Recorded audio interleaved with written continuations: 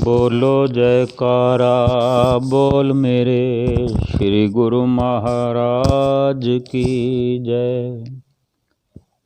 सभी गुरुमुख प्रेमियों से सप्रेम जय सच्चिदानंद।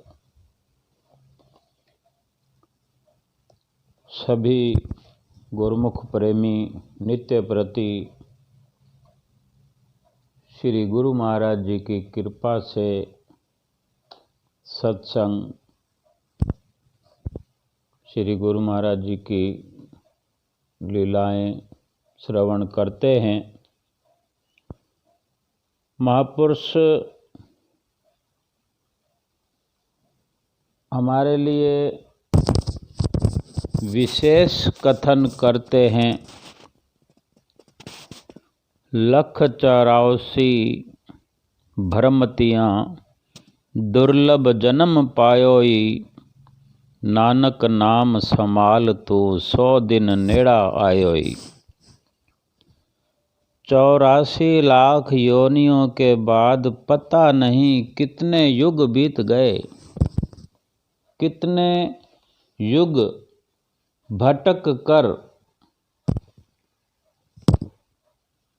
ये मनुष्य की देह मिली है, मनुष्य देह मिली है, मनुष्य का शरीर, मनुष्य जन्म मिला है।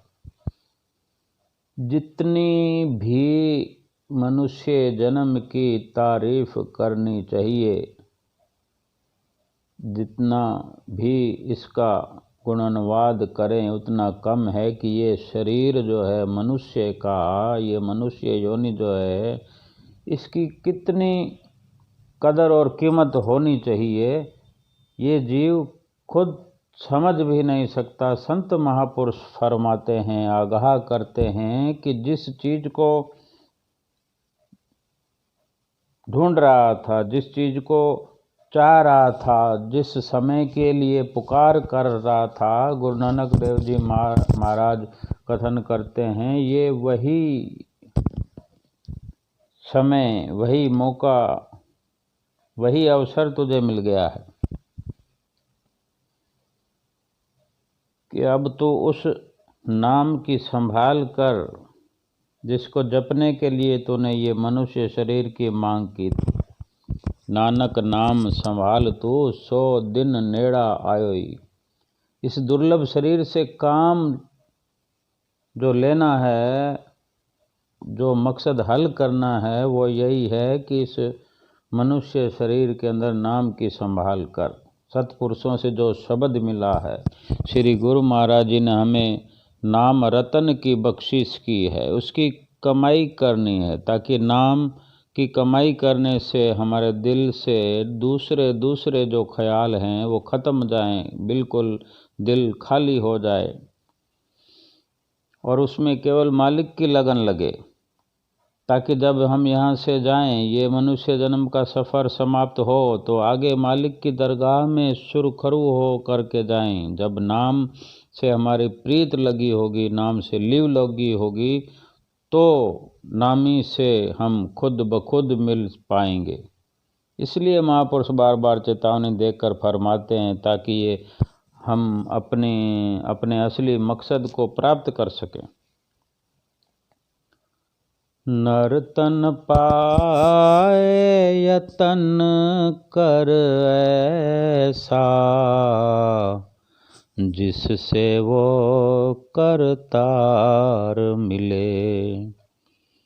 ऐसी उत्तम जोन पदारथ, फिर नहीं बारंबार मिले। इस मनुष्य देह को पा करके तुझे कौन सा यत्न करना है? महापुरुष फरमाते हैं, कौन सा यत्न करना है, कौन सा पुरुषार्थ करना है, क्या कोशिश करनी है कि तुझे मालिक की प्राप्ति हो जाए। ऐसा यत्न कर, महापुरुष फरमाते हैं, कि जिससे वो परमात्मा मिल जाए। क्योंकि ऐसा मनुष्य जन्म फिर बारंबार मिलने का नहीं है। परमात्मा से हमारा मेल हो जाए, वो तरीका अपनाना है, वो कार्य करना है। और वो कैसे होगा? परमात्मा से तभी मेल होगा जब आत्मा बिल्कुल साफ होगी, पाक होगी, निर्मल होगी। आत्मा के ऊपर तो कितने और कई किस्म के गिलाफ चढ़े हुए हैं, काल और माया, मन और बुद्धि इसके ऊपर सवार हैं। वे इसको दबाए हुए हैं, इसको पता ही नहीं कि इसका अपना काम क्या है। महापुरुष ही इसको अपने काम की याद दिलाते हैं, कहते हैं कि वो काम कर जिससे तुझे मालिक की प्राप्ति हो।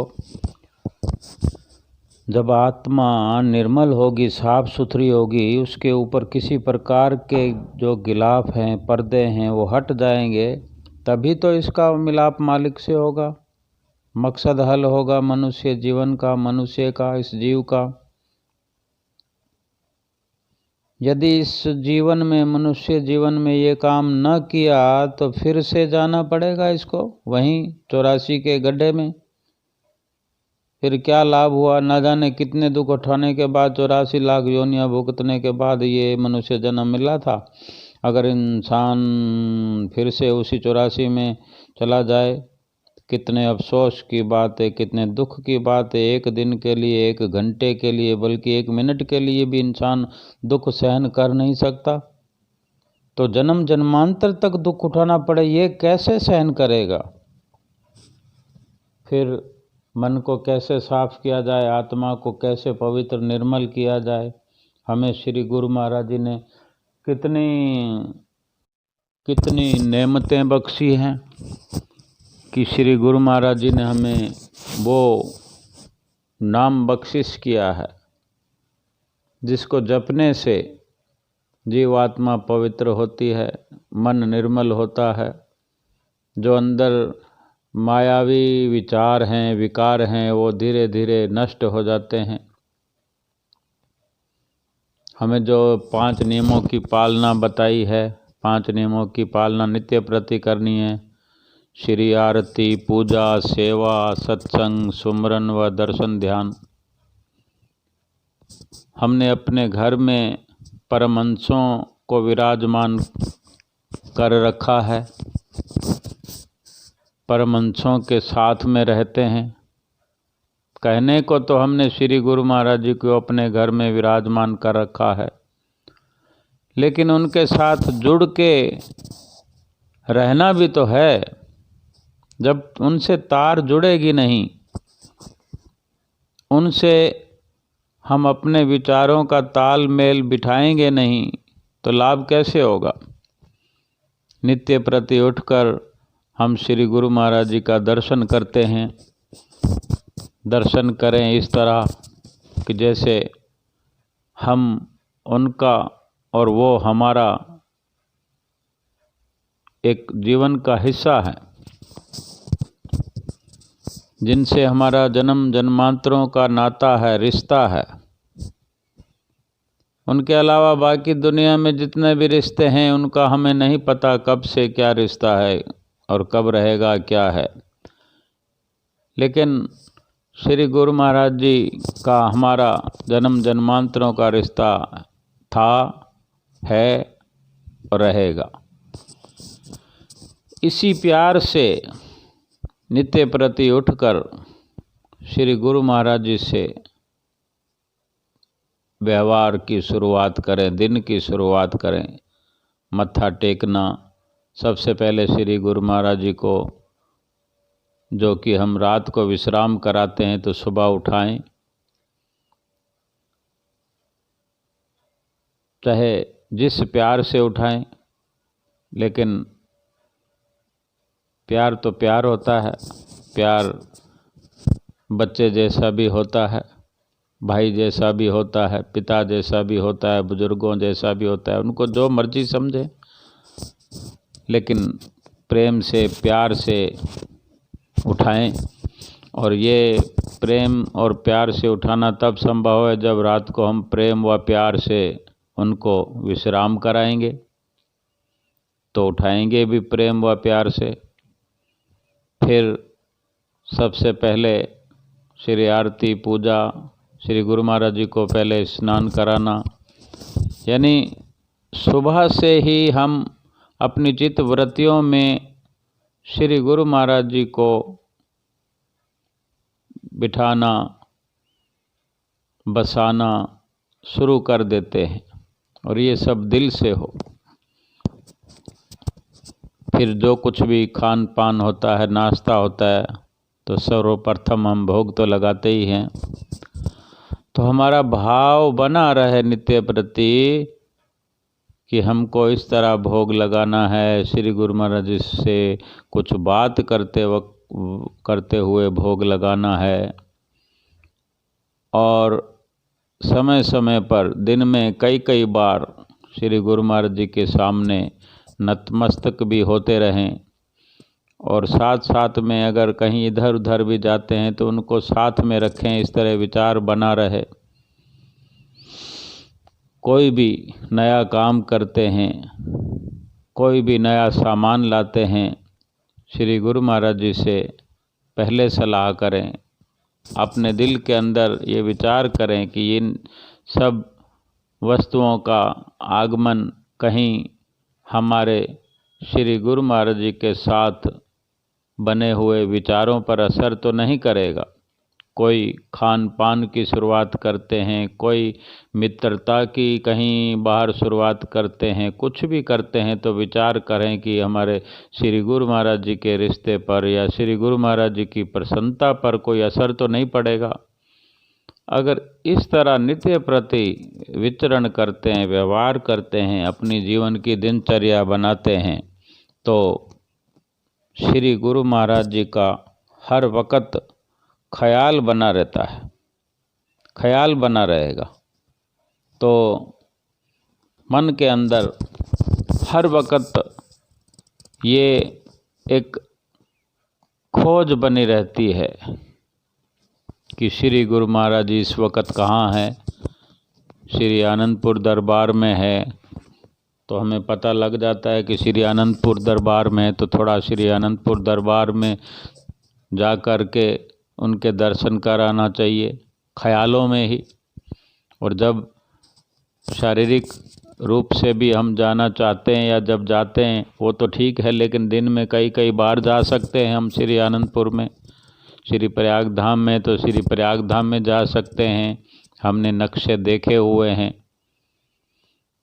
तो हम अपने आप को वहाँ पाएं, अपनी सुरती को वहाँ भेजकर, अपने मन को वहाँ पर भेजकर वो चलचित्र अपनी आँखों के सामने ले आएं, अपने मन मस्तक पर ले आएं। इस तरह बहुत सारा समय दिल की गहराइयों के नज़रिए से हम श्री गुरु महाराज जी के साथ रह सकते हैं।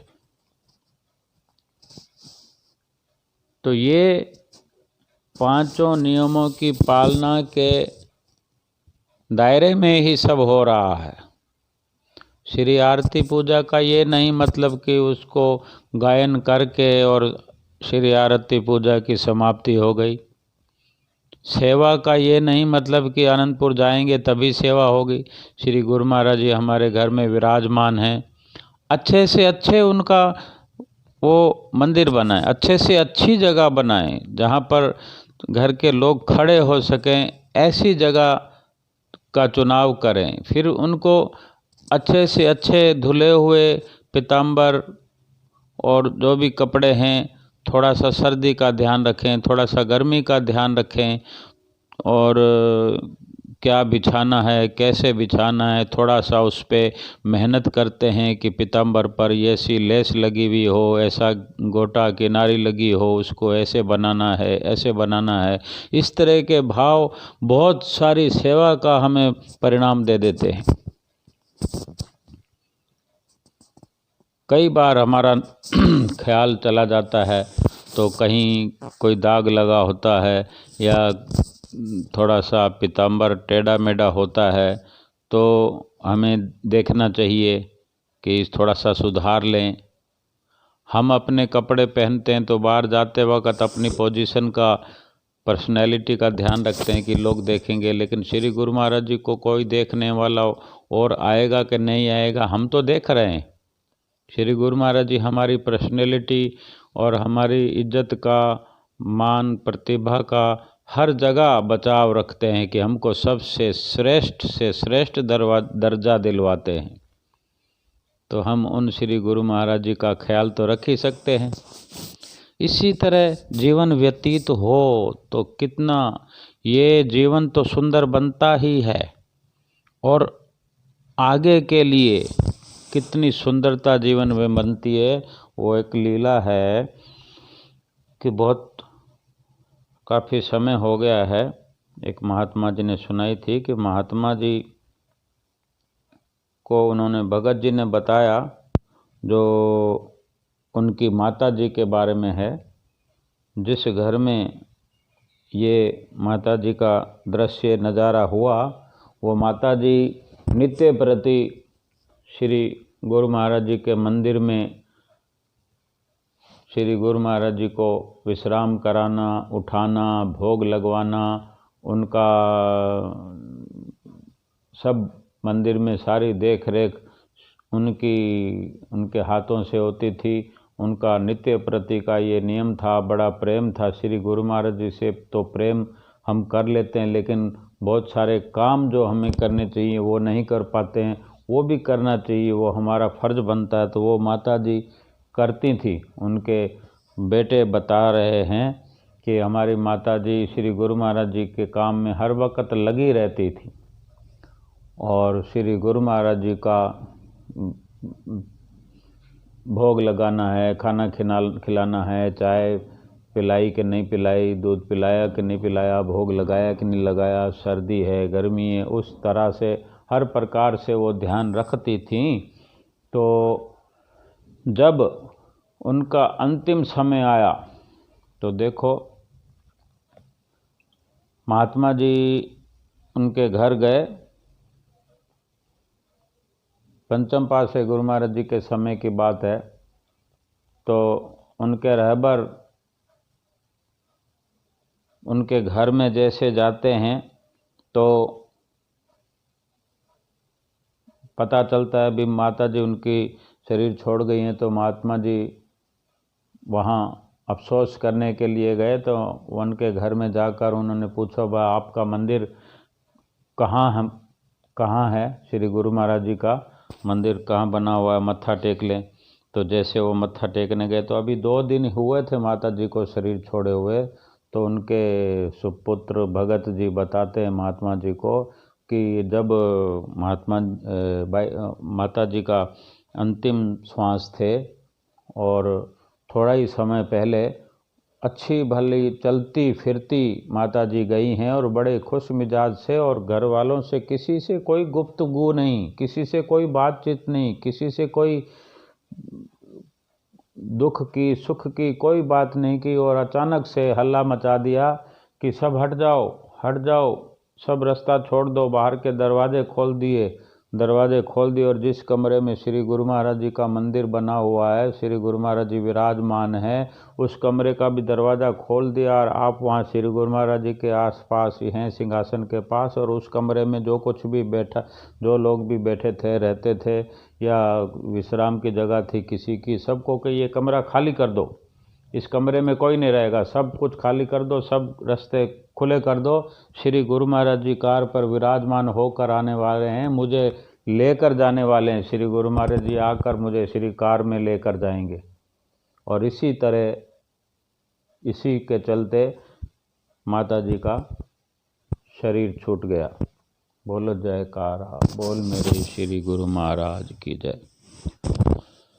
हम चाहे कल्पना न कर सकते हो कि ऐसा भी हो सकता है, लेकिन जब इस तरह की हम रूपरेखा अपने लिए बना लेते हैं या बना लें, तो हमें भी विश्वास होने लग जाता है कि ज़रूरी नहीं है कि अंतिम समय में क्या होगा उसके लिए हम कुछ करें। हमको अब अभी के लिए, इसी वक्त के लिए हमें अपना वो एक दृश्य बनाना है। हर वक्त के लिए, किसी भी समय कुछ भी हो सकता है, कि किसी वक्त के लिए कोई तारीख निश्चित नहीं है कि हमें किस वक्त जाना है, तो हमने ये पड़ाव पार करना है, इसी तरह का हमने सीखना है। हमें ये नित्य प्रति करें। हर पल करें, हर पल ऐसा ध्यान करें कि रास्ता छोड़ दो, श्री गुरु महाराज जी आने वाले हैं।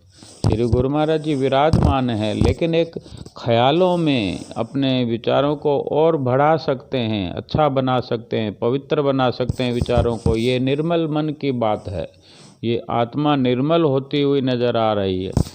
हमने श्री रामचंद्र जी महाराज रामायण के अंदर शबरी भीलनी का दृष्टांत पढ़ा है, सुना है, अनेकों बार पढ़ा सुना है। वो नित्य प्रति उस पूरे रास्ते को, बाहर के उसकी झोंपड़ी से बाहर जो सामने का रास्ता है, पूरे रास्ते को रोज बुहारना और रोज नित नए वो बैर जो भोग लगाने के लिए उसकी जो मंशा थी, वो रोज नित नए चुन चुन कर लाती थी। उसको थोड़ी पता था कि कौन से दिन आने वाले हैं, लेकिन ये तो बात थी उसके दिल में कि कभी भी आ सकते हैं और कभी तो आएंगे ही। मैंने अपनी तैयारी करके रखनी है, मुझे अपना काम करना है। और उनके सब्र की, नाम भी सबरी था, और उसके जो सब्र की बात है हम देखें तो वास्तव में सब्र उसी को कहते हैं। और श्री रामचंद्र जी महाराज आए और क्या मिलन था ऐसा कि बड़े बड़े ऋषि मुनि तप करने वाले तपीश्वर योगी बाहर थे। उन सब को छोड़कर श्री रामचंद्र जी महाराज शबरी भीलनी के उस झोंपड़ी में गए और उनके वो भोग लगाए, बेरों का भोग लगाया उन्होंने और तृप्त हुए। इस सुख की या इस दृश्य की हम क्या अपने जीवा से वर्णन कर सकते हैं। हमारे श्री गुरु महाराज जी भी वही रामचंद्र जी महाराज हैं कलयुग के, और अवश्य हमारे लिए रोज नित्य प्रति हमारे घर आएंगे, हमारे साथ रहेंगे, ऐसा विचार हमारा बना रहे और अपना जीवन व्यतीत होता रहे। और प्रभु प्रेम के अंदर हम ये सफ़र करते हुए परलोक में खुशहाल जीवात्मा को सुरखुरु करें। बोलो जयकारा, बोल मेरे श्री गुरु महाराज की जय।